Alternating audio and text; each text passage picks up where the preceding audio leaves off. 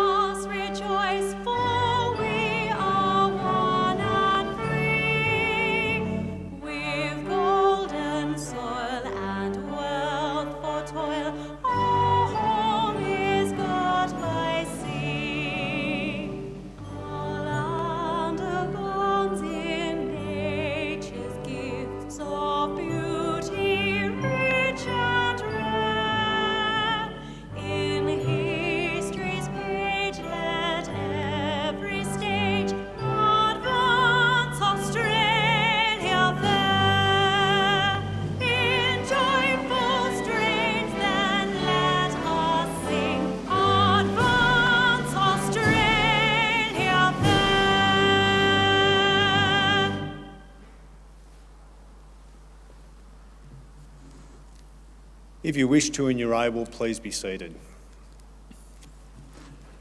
The Australian War Memorial was the vision of Charles Bean, Australia's First World War official historian.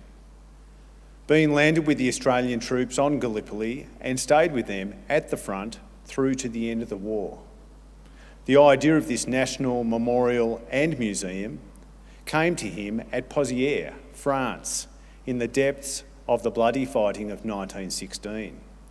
Bean's idea was that this would be a place where families and friends could mourn loved ones buried in faraway places.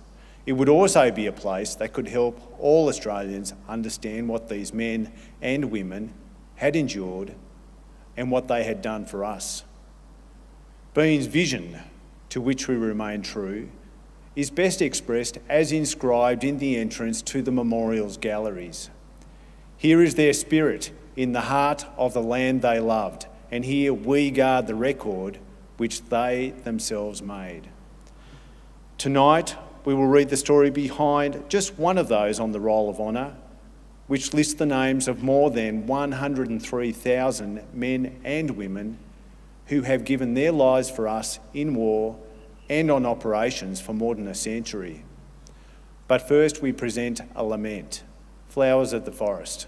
Wreaths or floral tributes will now be laid at the base of the pool of reflection.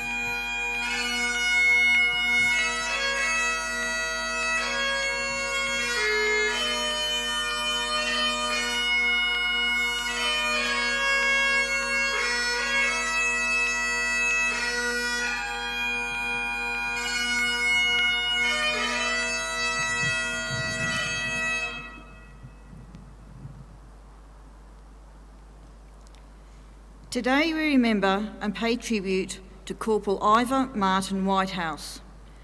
Ivor Whitehouse was born on the 3rd of August 1919 in Laidley, Queensland. He was one of 11 children born to farmer Charles Whitehouse and his wife Sarah. Charles became a farmhand and probably worked on the family property, Tupcott Farm. During his youth, he also served in the Light Horse Militia, where he held the rank of sergeant. Ivor enlisted in the Australian Imperial Force on the 18th of June 1940, followed by his brother Charles, who enlisted in July. The young men had followed their brothers Ben and Frank, who enlisted together in May. Ivor and his brothers were assigned to the 7th Division Cavalry Regiment.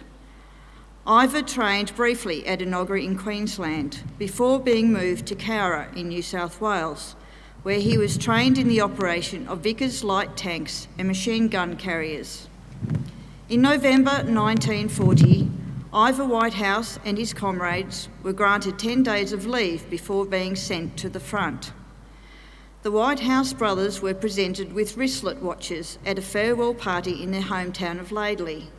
On Boxing Day the following month, Ivor and his brothers embarked for active service on board the troop ship Queen Mary. Whitehouse arrived in Egypt in early February 1941. His unit moved to Palestine shortly after and continued training. On the 5th of February, just days after arriving, Ivor was promoted to the rank of corporal. In April, his unit was moved to the Suez Canal. In May 1941, the battalion was sent to Cyprus in support of British troops who were preparing to defend the island from a German invasion. It then moved to Syria in early August, where it served as part of the garrison force in the wake of heavy fighting against Vichy forces just a month earlier. Whitehouse and his brothers returned to Australia with their unit in early 1942, shortly after Japan's entry into the war. They arrived in Adelaide in early March, after which they moved to Landsborough on Queensland's Sunshine Coast. Whitehouse married his sweetheart, Mary Hodges, at the Laidley Methodist Church on the 20th of June. Later that month, his regiment was renamed the 2nd 7th Cavalry Regiment during the period of restructuring. In September, the regiment was sent to Papua to help defend Port Moresby against the Japanese advance. Deployed without tanks or armoured cars due to unsuitable conditions on the island, the 2nd 7th Cavalry served alongside Australian troops who had been fighting since July. In December, the men were flown to the north coast to reinforce Australian troops based at Popondetta. On the 18th of December, Whitehouse's squadron was moving to a Huggins roadblock when it encountered a Japanese patrol. Heavy fighting took place before the attack was repulsed. The enemy had suffered 8 killed, while the 2nd 7th Cavalry lost 2 men. Ivor's brother Frank was killed during the fighting. His brothers, who were with him at the time, removed his personal effects and arranged to have them sent back to his widow Florence, before burying Frank near where he fell. The following day, the 19th of December, the 2nd 7th Cavalry was attempting to advance on Sanananda Point, encountering multiple Japanese perimeters, which led to bitter fighting. The 2nd 7th Cavalry suffered multiple casualties, with some troops losing all but 2 or 3 men. Corporal Ivor Whitehouse went missing. In 1946, he was declared to have been killed in action during the attack on the 19th of December 1942. His final resting place was never located. Ivor's father passed away in 1944, never knowing what became of his son. In his obituary, the local newspaper noted, "Though in fairly good health up until a few days ago before his death, he had never really recovered from the shock caused by the death of his 2 sons, Ivor and Frank." Corporal Ivor Whitehouse was 23 years old. His name is listed on the Roll of Honour on my left, amongst almost 40,000 Australians who died while serving in the Second World War. His photograph is displayed today beside the pool of reflection. This is but one of the many stories of service and sacrifice told here at the Australian War Memorial. We now remember Corporal Ivor Martin Whitehouse, who gave his life for us, for our freedoms, and in the hope of a better world.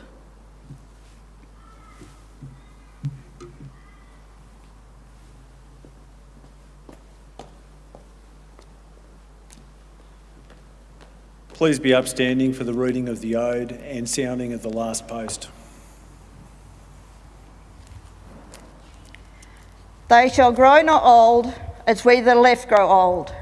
Age shall not weary them, nor the years condemn.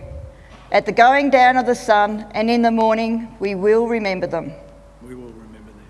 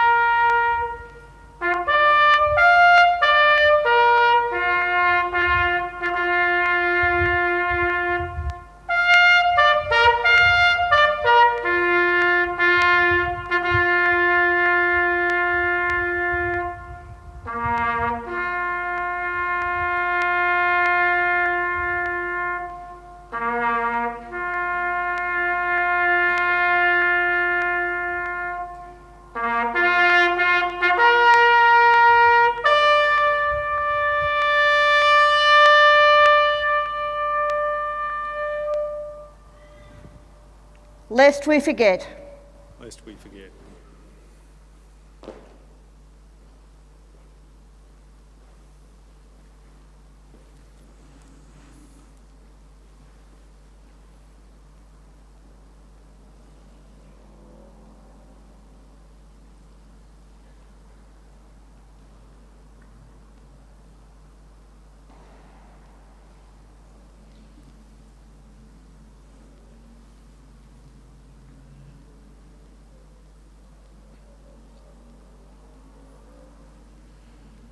We'll leave you this evening with the words of the memorial's founder, Charles Bean. Many a man lying out there at Pozières or in the low scrub of Gallipoli, with his poor, tired senses barely working through the fever of his brain, has thought in his last moments, well, it's over. But in Australia, they will be proud of this. Ladies and gentlemen, girls and boys, that concludes the last post ceremony. On behalf of the Director, staff and volunteers, thank you for visiting the Australian War Memorial today and for your continued support of the Memorial's development project. We wish you all a very pleasant evening. Thank you.